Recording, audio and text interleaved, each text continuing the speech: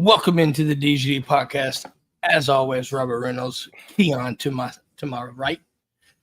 For those watching, got a loaded show today. We're going to make this hot and heavy. We're dissecting the defense.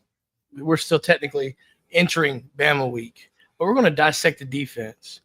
And also, we're going to be breaking down the news about the SEC future permanent rivals, right? We're going to break that down because I thought that was much needed discussion about that. So let's get started. First things first, the show is brought to you by our friends over at Bark Performance. Guys, stay hydrated on game day with Bark Performance. Not only do they have hydration, right? They got you covered with that. Also got clear whey protein and multivitamins. So if you're a health freak, get yourself some Bark Performance. Support the dogs because they support the dogs. They give back to the student athletes. So when you support Bark Performance, you support Georgia student athletes. And do yourself a favor, get 10% off your first order when you go to dgdpod.com/bark. Keon, we're going to jump straight into this. Let's talk about this defense. I'm going to let you take it away. I want to hear your thoughts through 3 games and a bye week about the defense. So there's things, of course, I like, stuff I didn't. Do want to take the time to say this. Boy, we are swarming the ball. And that's something that I do love. I do love, I call it group tackle, where anytime you see a ball carrier, he's getting hit by multiple guys and being brought down. You're not really seeing much of people breaking tackles. I will say that. So I do love that. Wish we could get our interception numbers up. That's something that I'm looking at.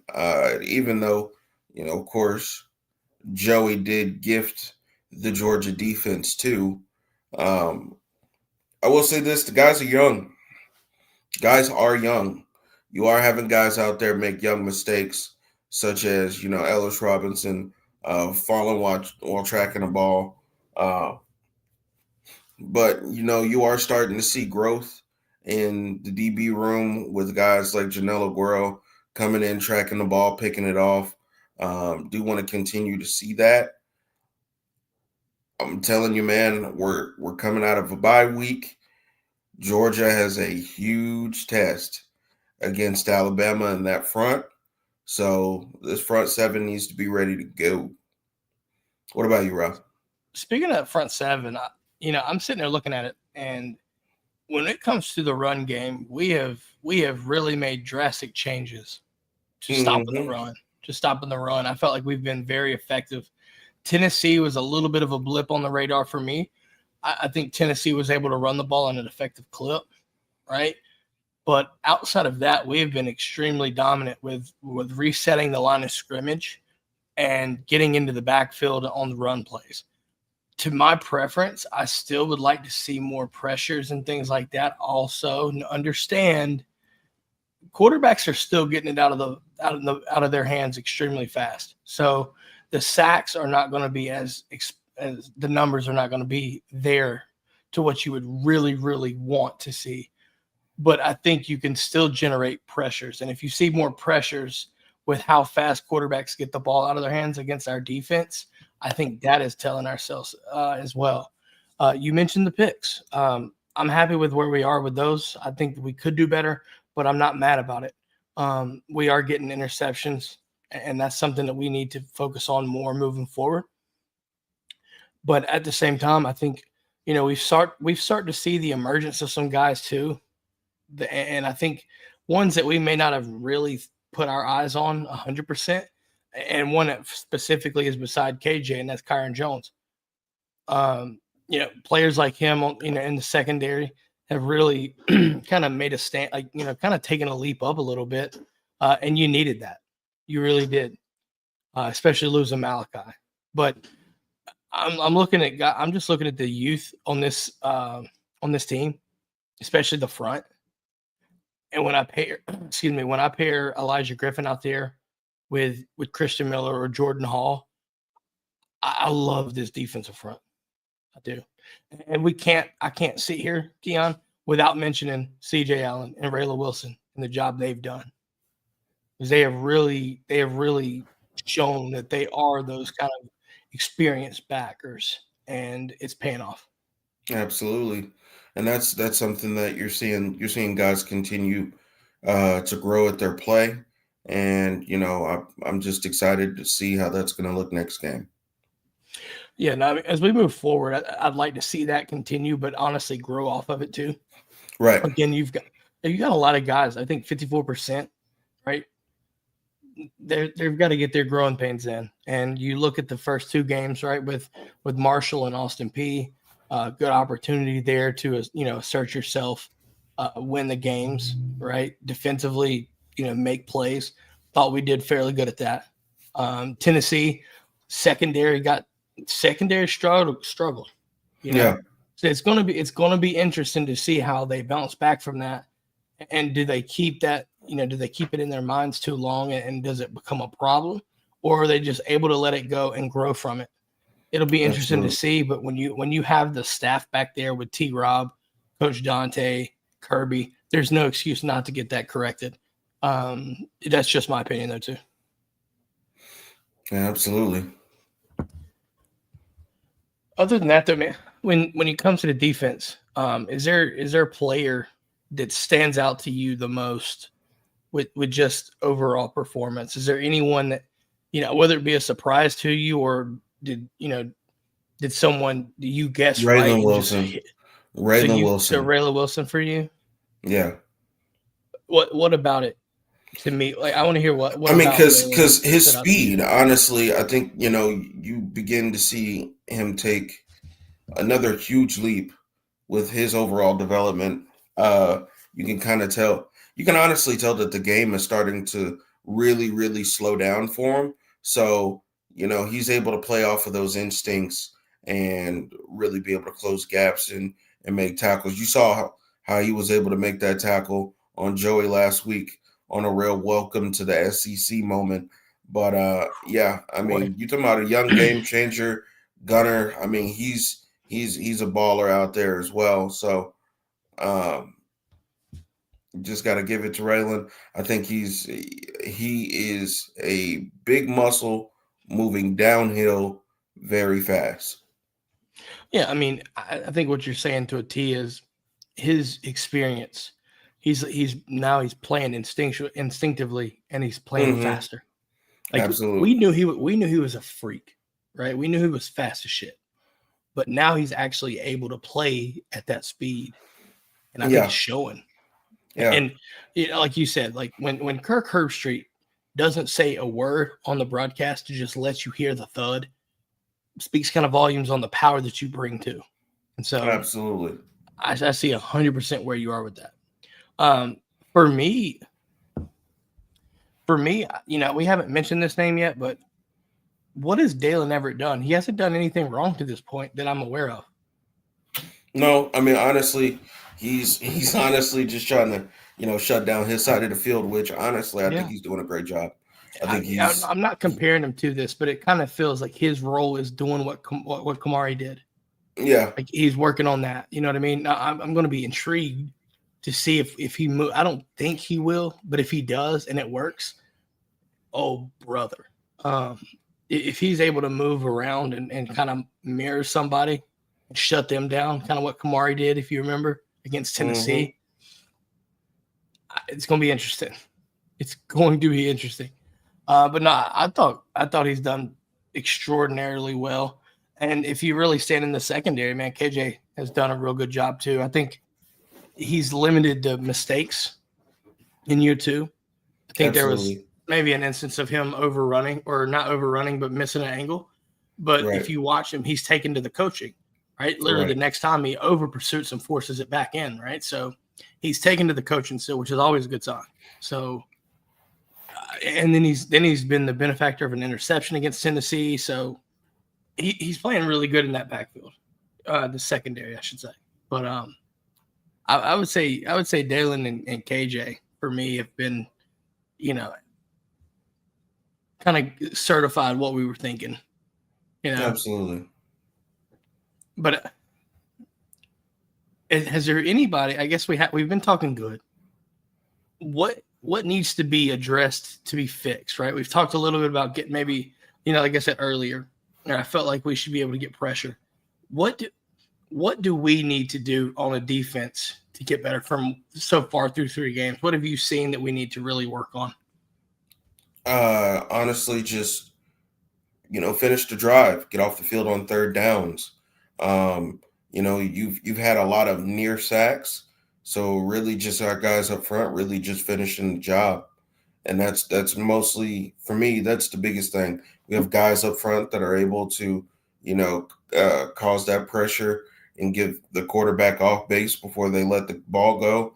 I mean, you're looking at a situation to where you can potentially cause a turnover by doing that. So really just continue to impact the game, finishing the play, and really focusing on getting off the field on third downs. Yeah, I agree. I sat there last season, man. We had this real issue with not tackling, and I think for the most part, I feel confident where we are tackling the ball carrier.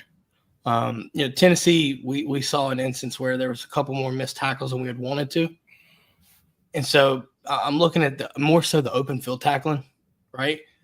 Like Tennessee is going to be the one that you have to make sure you're open field tackling, but we bring Bama to Athens Saturday. If you're not careful, you got to attack and try to tackle Ryan Williams out of the slot, or you've got to attack Jeremy Bernard or whatever. You have to be prepared and be confident and ensure that you're getting the ball carried down in space, especially in open field, because as much as I hate to say it, the SEC has got some fast players. And if you're not tackling them, they will gain yards, and they will gain yards fast. Absolutely. So you have to be extremely sure tackling. And I think it's a lot better. But there's still a little bit to work on there, just in my opinion.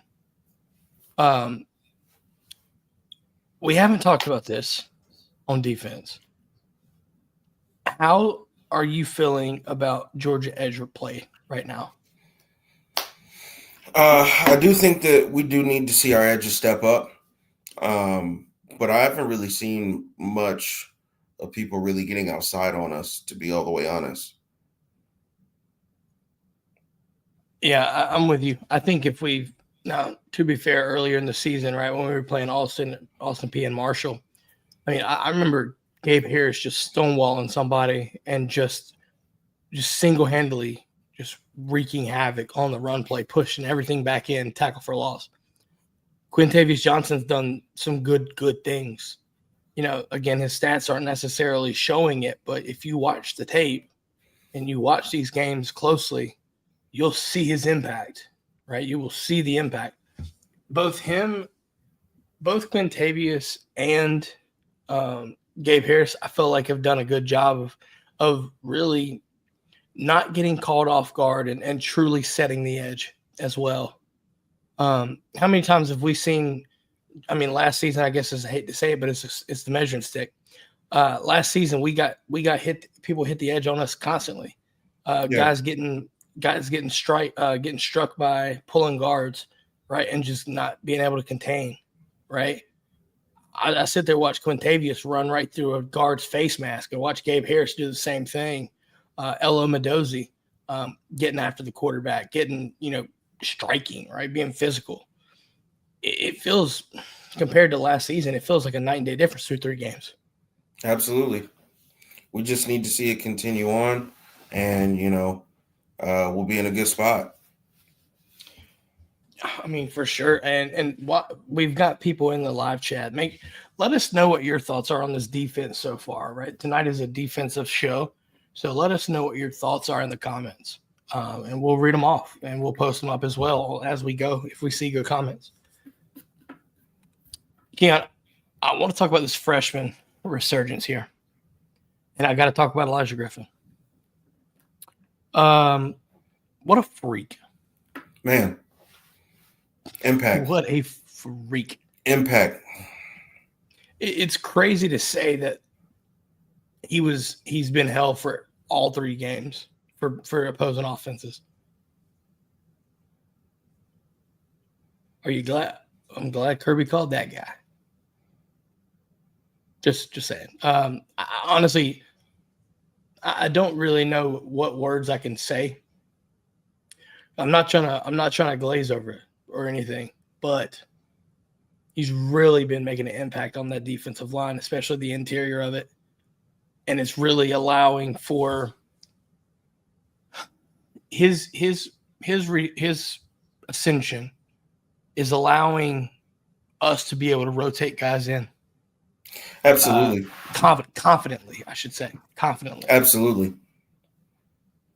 When you look at not only Elijah, but when you also pair it with Christian and you pair it with Xavier McLeod and you pair it with Jordan Hall and Nnamdi Egboka, like I'm really liking what I'm seeing in that interior. And in no way am I comparing this to the championship years, but you're starting to get that feel where we can be true problems, create problems up front. And it forces a more focus on the interior, right? The same recipe that helped us win those titles. You get to be too much of a problem in the interior, and it forces one-on-one outside for your edge rushers, and they start getting home, right? Part of me feels like through 3 games, I think we're going to see more of that. And honestly, with the bye week, I genuinely think you're going to see more design schemes, right? The schematics are going to impact that. And so I'm very excited to see what that holds, because if the interior keeps playing to that level, right, you're resetting the line of scrimmage. You're not letting stuff go up through the middle as it shows and stuff. It's forcing people outside, and we have speed, Keon. We've got speed to make sure and tackling. Yeah. So it really makes his defense a different beast, if you will, when the interior is playing well. Absolutely. Are there any other freshmen that stuck out to you on defense? Mr. Dinkins.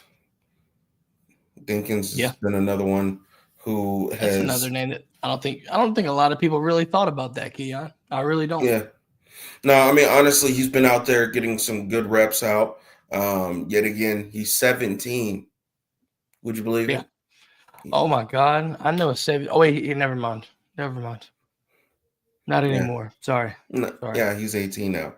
But Dinkins, 17 out there balling on a Kirby Smart defense, which we need to really understand that. To be a 17-year-old fresh out of high school and Kirby Smart putting you in on his defense.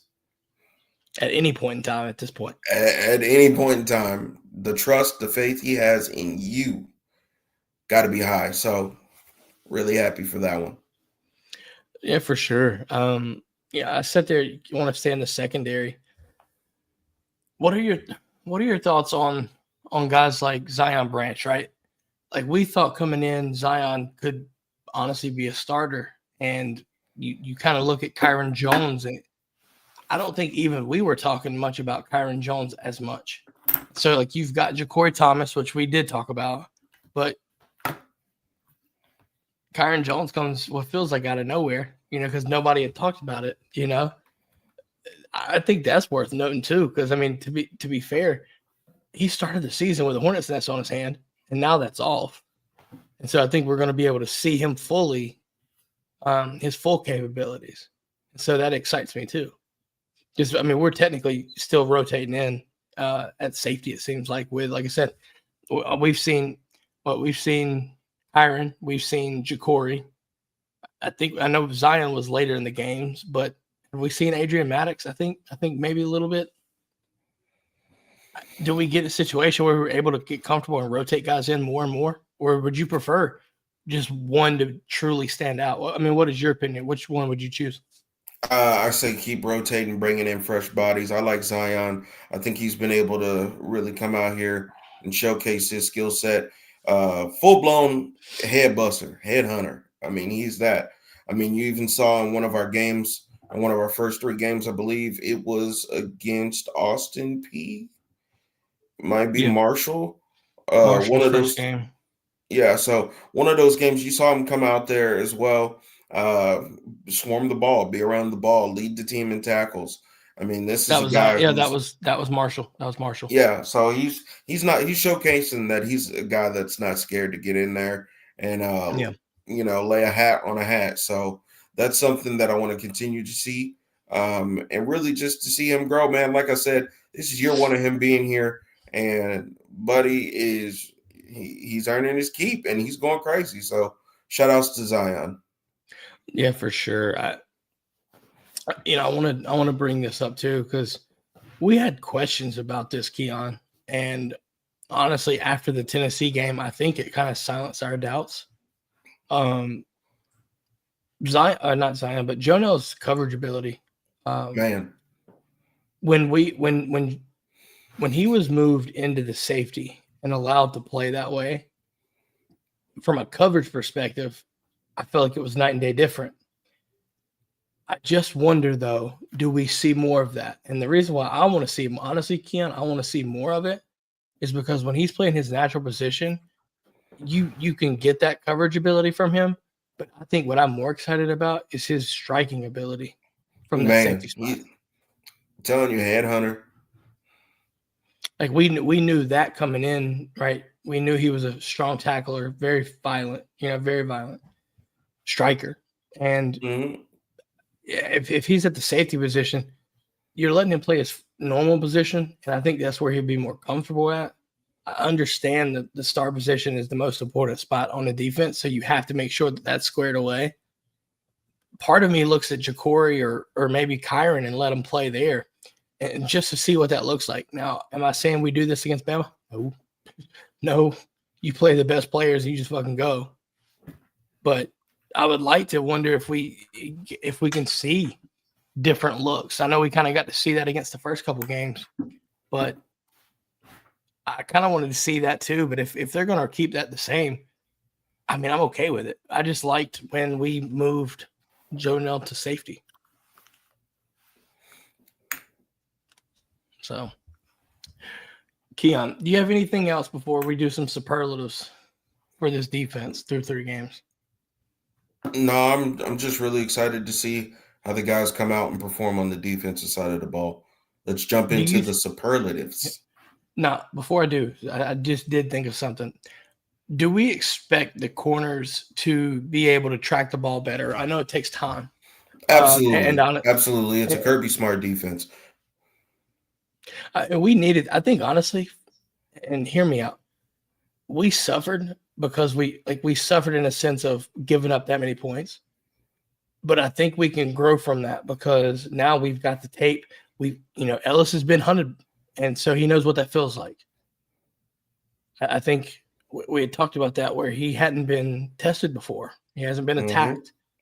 Tennessee said, all right, buddy, we got you, and went out and did it. Didn't really see them do it on Dalen, but you did see him do it on Ellis and Daniel.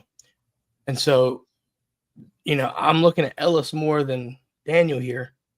This is the moment where, in my opinion, Ellis has got to persevere through and use that to get better. Daniel, yes, Daniel's also been here a little bit longer too. So I would expect him to already be getting better with that. That moment right there is huge for Ellis. That was his first true, legit test, and there was panic trying to track the football. But if you're able to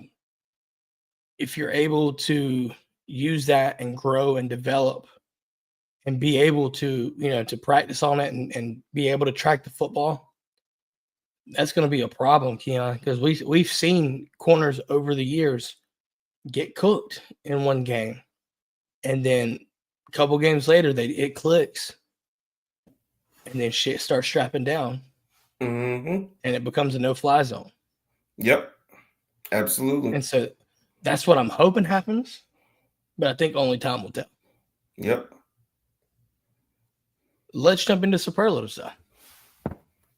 Eon. We've got a few superlatives here. Kind of similar to the offensive superlatives. Just see how this goes. Let's do the comeback player of the year. Who would you choose to be your comeback player of the year on defense? Raylan Wilson. Okay. I like that. I'm going Jordan Hall. Okay. I think Jordan Hall, we've been waiting for something like this, and I think he's been really effective. Really effective. Breakout player of the year so far through 3 games. I've got a couple names. Right. It's difficult. Actually, you know what? My first comeback player would be Jordan Hall for me. Breakout player would be Raylan Wilson for me. Okay. My breakout. I'm going Kyron Jones. Okay. I mean, he's been playing good. Yeah. He's been playing good. For sure. I'm not mad at it. I'm not mad. That makes it interesting. Let's do this. I don't want to make it too obvious, but freshman of the year so far. Easily. Elijah Griffin. Rayshawn, I'm sorry, Rayshawn. Yeah, I'm sorry, but Elijah just made too much of a presence so far. What about D-line of the year so far?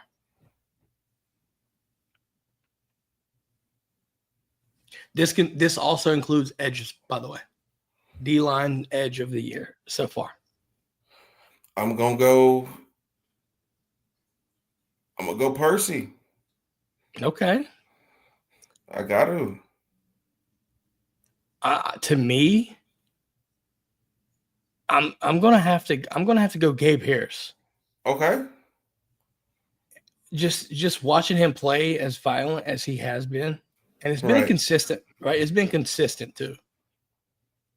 The ability for him to weather those strikes from pulling guards and really, really dominate in the run game. I've been thoroughly impressed with that. And that's something that Georgia needs too. They need that, right? You could argue the same thing with Quintavious. I'm extremely happy with that. I really am. I think this one's going to be fun because my answer might surprise you. Linebacker MVP so far. I'm going Chris Cole. And listen, I understand CJ's playing at elite level. Same with Raylan Wilson. Same with Raylan Wilson. Yeah. But Chris Cole, his ability as a pass rusher, it's special. It's special, Keon. He's been giving people fits from the off-ball linebacker, and he's still able to cover as well too. And so, if you really think about it, he's gotten home. And so for me, when we need that kind of havoc play, I reward it. And that's why I said it might surprise you, because I know there's some other good candidates here, really good candidates. Who is your who's your linebacker MVP through 3 games?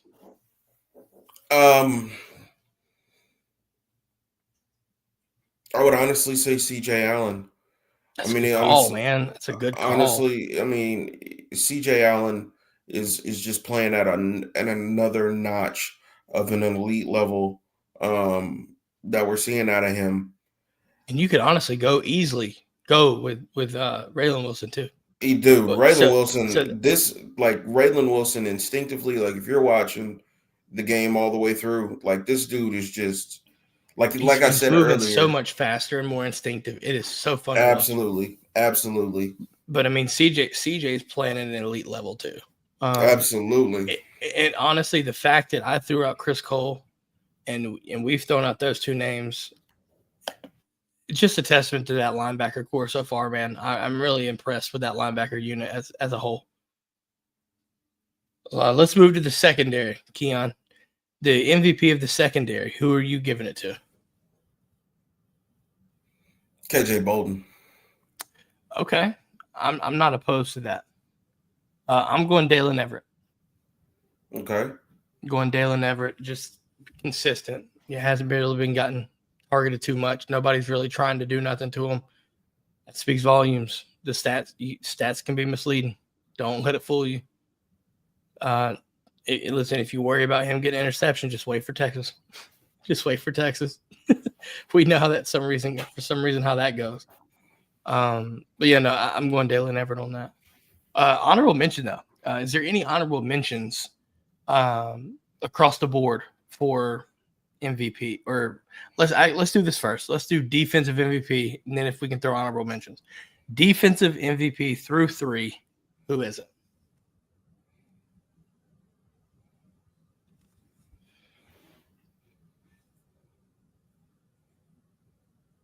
This is where it gets you've got some good candidates here. This is what makes this.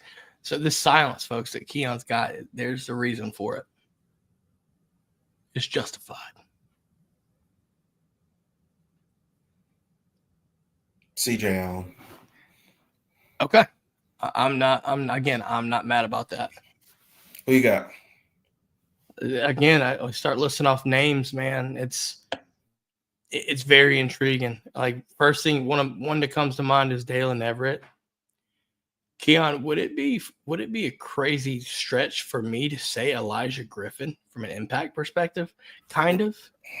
No, it wouldn't be crazy because he is going up there and creating chaos.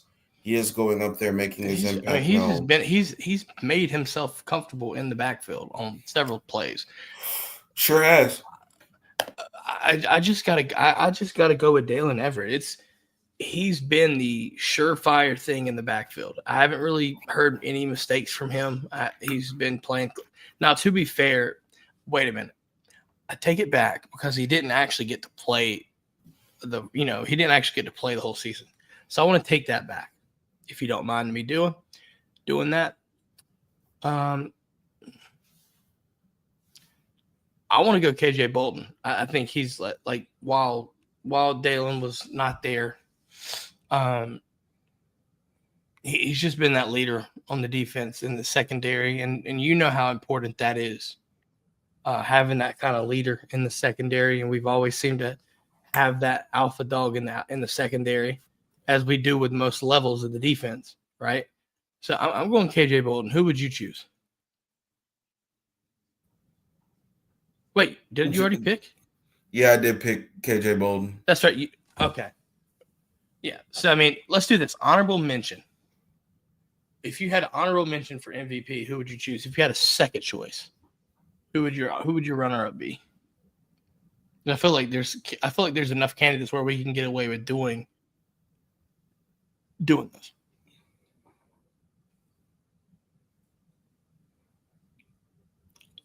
For me, I'm going Raylan Wilson. It's hard not to, man. It's really, really hard not to. It's really, really hard not to. I mean, this dude's putting out great tape, dude. But he's making serious money. You're seeing him shoot the gaps. You're seeing him shoot the gaps. You're seeing him make big boy hits, like in space. In space. So I agree with you there as well. I mean, honestly, it's just one of those ones that I look at and I just say, he's still getting in the backfield and causing havoc too. It's maybe not sacks, but he's creating tackle for losses, being in on those plays too. He's flying around, man, and you have making his presence be known. Yeah, for sure. Keon, is there anything else we need to talk about this defense before we move on? We put the bye week to bed, and we talk about some other things. No, that's it. Let's get to it. All right. With that being said, Keon, the SEC, the annual opponents for the next 4 seasons were revealed today. Let's start off with Georgia, and then we'll go through the list of everybody. So Georgia's 3 opponents are Auburn, Florida, and South Carolina. I think you called it right on your prediction that's the teams we were going to get. I had picked Kentucky, thinking that they might put Kentucky there. They ended up going to South Carolina. Let's start off with Georgia first. What are your thoughts on those 3? You gave us 3 rivals. That South Carolina rivalry is a big one for us. I think it's real, and I don't think it gets a lot of credit that the other 2 do get. So yeah, it's a big rivalry. Because I mean, we obviously know you cannot go without the cocktail party or the Deep South Southern rivalry. You knew those 2 were going to be locks. for sure locks. But getting South Carolina, listen, every other year you get to go to the gate of hell. Especially don't let it be in September. Right. Don't let it be in September because that place is No. literally Satan's doorstep. It is hot as shit. It's hot.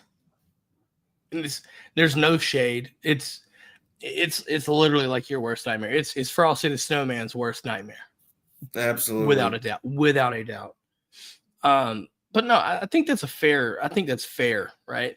As once we get into the opponents for every team in the SEC, I think you'll start to understand. Some teams got away from, with their draw. Some people got hosed, but ultimately, Keon, I look at this right here. That's 3 formidable opponents, right? Florida's in a rough spot right now. Auburn is kind of in that little mix, but at the end of the day, it is what it is. But let's do this. Alabama gets Auburn, Tennessee, and Mississippi State. Arkansas gets Missouri, Texas, LSU. Yep. Auburn gets Alabama, Georgia, Vanderbilt, strangely enough. Right. Florida gets Georgia, South Carolina, Kentucky. Kentucky gets Florida, Tennessee, South Carolina. LSU gets Arkansas, Ole Miss, and A&M.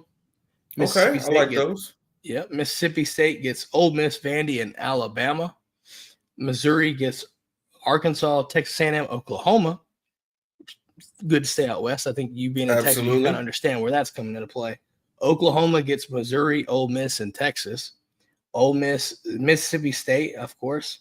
LSU and Oklahoma. South Carolina, Georgia, Florida, Kentucky. Tennessee gets Alabama, Kentucky, and Vanderbilt. Texas gets A&M, Arkansas, and Oklahoma. Yep. A&M gets LSU, Missouri, Texas, and then Vanderbilt wrapping it up. Auburn, Tennessee, and Mississippi State. After reading those, there are some notable rivalries that do drop. Absolutely. Alabama, LSU, even that's not necessarily a long-standing rivalry. No, yeah, that's only because of Saban. Yep, but that one goes away. Florida, LSU goes away from a permanent level, right, for yearly basis. Tennessee and Georgia, right, that battle goes away for 4 years consistently. But let's break this down. What team do you think fared the best out of that? There's a handful of teams. I do like our schedule over everything.